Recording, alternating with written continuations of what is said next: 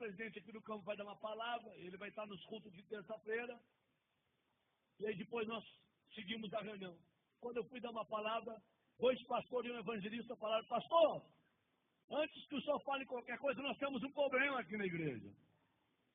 Eu falei: qual é o problema, querido? Nós temos aqui um rapaz aqui que tudo que é culto perturba. No horário do culto fica correndo, virando banco, e ninguém adverte esse rapaz. Nós queremos que o senhor coloque ordem na casa no culto de ensinamento na terça-feira. Eu falei: tá bom, queridos, e o que vocês querem que eu faça? E 3 obreiros disseram: nós queremos que o senhor mande esse rapaz ficar sentado para ouvir a palavra e chame a atenção dele em público. Eu falei: mas isso daí para mim é mole. Um rapaz está perturbando vocês, deixa para mim. Terminei de pregar na reunião de obreiros, fui para casa.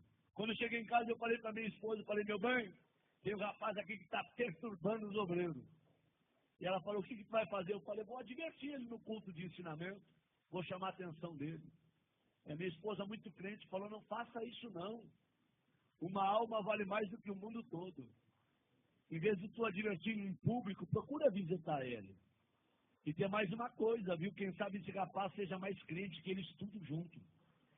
Porque pelo que eu vejo nos cultos aqui, a igreja tudo dá glória a Deus, só os obreiros não abrem a boca. Então quem sabe esse rapaz está fazendo barulho demais, está incomodando a turma. Não advirta ele, vai até onde ele mora. Eu falei: boa ideia. Fui pregar final de semana, segunda-feira, fui na loja de um empresário e falei: onde é que mora o fulano de tal? O empresário falou: pastor, mora na pior favela da cidade. Mora lá na favela da Vila do Cemitério. Nem a polícia entra lá. E se eu fosse o senhor, eu não iria, porque é muito perigoso. Falei: meu amigo, eu fui criado em favela. Eu sou ex-traficante, ex-assaltante. Eu aceitei Jesus dentro de um hospício, depois que tomei uma overdose de droga e fui condenado pela medicina. Quando eu estava com 38 quilos dentro de uma UTI, uma crente do lado de fora do hospício dobrou o joelho e orou a Deus pela minha vida. Deus usou o louco para falar comigo, e a palavra do louco teve poder, e eu saí de dentro do hospício e virei pregador do evangelho. Não tenho medo de favela, de traficante e nem de favelado. Eu peguei meu carro e fui lá. Até onde o carro foi, eu fui. Até onde o carro não deu conta de ir, fechei o carro e entrei na favela. Pulei algumas valas e eu perguntei para um olheiro da Boca de Fogo: onde é que mora o tal do irmão? E o olheiro disse: não é o repolho? Falei: não sei se é repolho ou irmão. Me disseram que é o irmão. Falou: não, quando ele era traficante, ele era o repolho. Depois que se converteu, virou o irmão. Falei: tá bom. Onde é que ele mora? Último barraco do morro. Lá embaixo, bem na costa do morro. Falei: vou lá ver esse doido. Quando eu cheguei lá, tentei abrir a porteira com arame e machuquei os meus dedos. Não consegui abrir a porteira, que era atada com arame, uma porteira de tela. Barraquinho de madeira, querendo cair. E eu peguei e sacudi aquela porteirinha e falei: tem gente em casa? E de dentro do barraco gritaram: quem é? Falei: pastor Sandro Fontoura. E aí gritou lá de dentro: ô maravilha de Deus! Esse cara não é certo, não.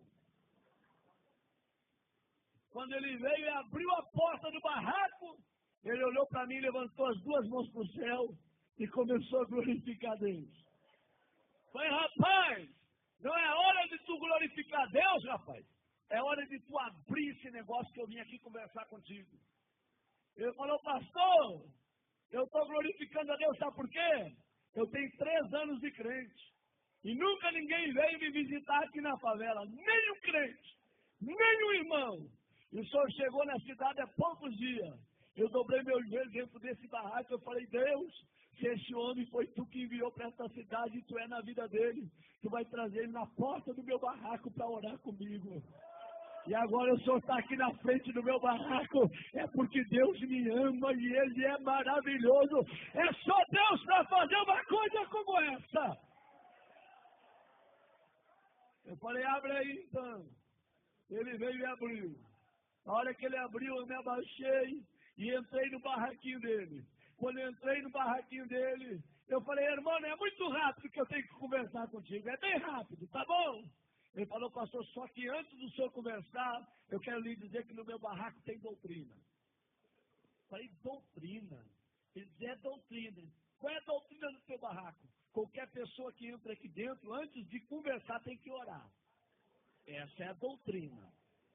Tá bom? Eu falei, tá bom. Vamos orar? Eu falei, vamos. Quem que ora? Ele disse, pode ser eu, pastor? Pode, ora então. Ele levantou as duas mãos para o céu e falou, papai. Quando ele falou papai, eu vi que ele tinha intimidade. E quando ele começou a orar, eu arrepiei. Do pé até o caco da cabeça. E o Espírito Santo veio na minha orelha e falou, ei, abre o teu olho com que tu vai conversar com o irmão, tá? Porque em 3 anos ninguém visitou ele. Mas eu moro com o irmão 24 horas. Eu sou apaixonado pelo irmão. E o irmão é apaixonado por mim. Eu senti Deus no local. Quando ele abriu os olhos, em lágrimas, ele falou, posso lhe mostrar o meu barraquinho? É uma peça e o banheiro dividido com essa cortina. Eu falei, pode. Ele falou, aqui está o fogão a lenha, porque eu não tenho fogão a gás, mas a chapa está brilhando. Puxou a cortina, aqui está minha cama, meu criado bruto. É o tudo que eu tenho. Vem no meu banheirinho. Quando eu cheguei no banheirinho dele, uma janela de madeira de correio, puxei a janela. Fiquei olhando o precipício lá embaixo. Quando eu olhei para os meus pés, um buraco entre a madeira, eu vi que a madeira estava sobre o precipício. Falei, irmão, se quebrar essa madeira, eu caio de despenhadeira abaixo. Ele falou, cai, pastor. Eu pulei fora. Falei, tu tá doido? Se o prego aqui quebra a madeira, tu desce de despenhadeira abaixo. Ele falou, pastor. Pastor, antes de eu ser crente, eu era que nem o senhor, eu tinha medo da morte. Mas depois que eu me converti, eu não tenho medo de mais nada. Aqui na favela sopra vento, destelha a casa, meu barraquinho está torto, mas nunca caiu. Porque os que confiam no Senhor são como os montes de Sião. Não se abalam, mas permanecem para sempre. Eu falei, tá bom, vamos conversar. Ele falou, pastor, antes de conversar, um testemunho posso? Falei, rápido, fala rápido. Ele dá licença. Abriu a camisa, 3 buracos no peito. Falei, o que foi isso? Troca de tiro com bandido. Levei 3 tiros de 38 na caixa do corpo. E eu não morri, sabe por quê, pastor? Deus tinha um plano com a minha vida. Pastor, olha esse risco no meu rosto. A polícia me levou para o valão do Tega. Deu rajada de metralhadora para acabar com a minha vida. Uma bala riscou meu rosto. E eu não morri, pastor. Porque Deus tinha um plano com a minha vida. Pastor, está vendo esse buraco do outro lado do braço?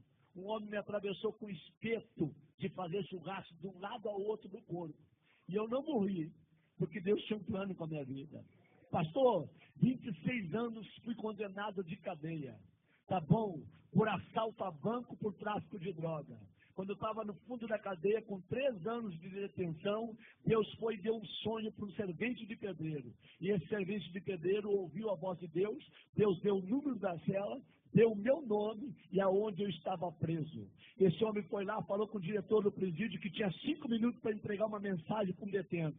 O diretor liberou, ele gritou no corredor da cela, irmão, eu gritei lá no fundo, tô aqui! Ele parou na frente da cela e disse, nessa noite Deus me visitou. Deus me deu o teu nome, o número da cela, e Deus mandou te dizer que tu não vai pagar 26 anos de cadeia, porque Deus está precisando de alguém lá dentro da igreja dele, só para dar glória a Deus e aleluia, porque o povo que está lá não quer mais abrir a boca para dar glória a Deus, e Deus vai te arrancar daqui só para tu perturbar lá, tá bom?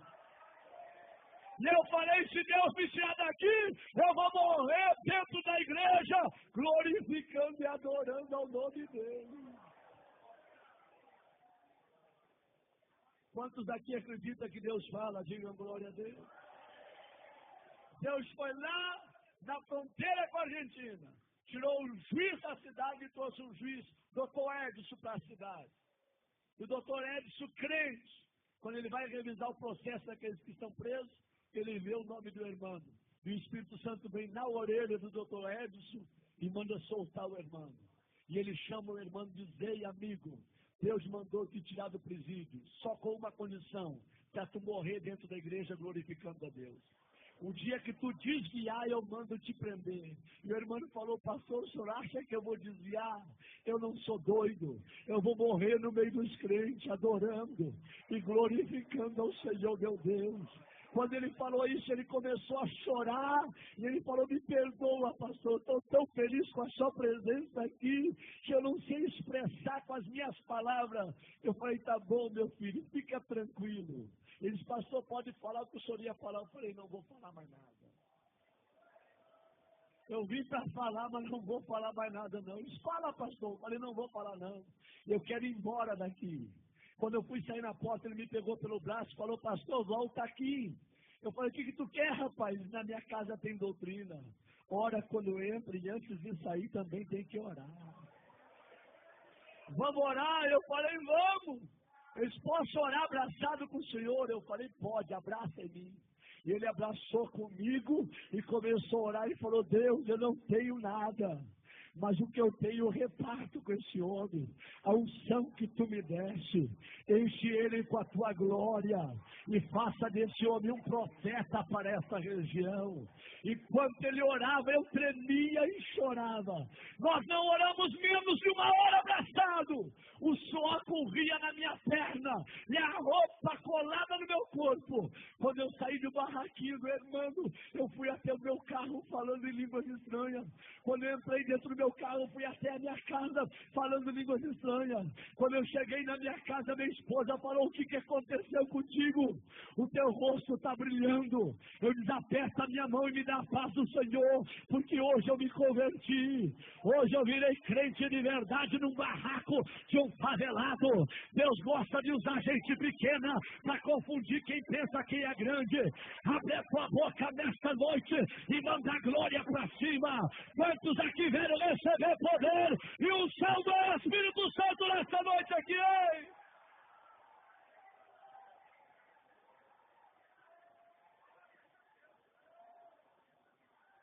Quando foi terça-feira, eu fui dar um ensinamento no Templo Central. E conforme eu estou dando o ensinamento, eu olho para os obreiros tudo de perninha cruzada, lenço na rota do joelho, sem abrir a boca para dar um glória a Deus. E eu olho para o irmão lá atrás, ele começou a bater a palminha dele. Começou a se alegrar, a sentir o que ninguém estava sentindo. E o irmão veio para o corredor da igreja pulando. E eu olhei para trás e os 3 obreiros que mandaram chamar a atenção dele olharam para mim e com os olhos eles disseram tudo. Pega ele agora. Manda sentar. Com os olhos eles falavam tudo. Eu fiquei numa guerra entre a igreja, os obreiros e o irmão. Eu falei: Deus, o que eu faço para salvar o irmão? Aí Deus me deu autoridade. Eu falei: irmãos, quem aqui conhece a história desse rapaz que está aí no corredor? Levante a mão. Ninguém levantou a mão. Quem já foi visitar ele, aonde ele mora? Ninguém levantou a mão.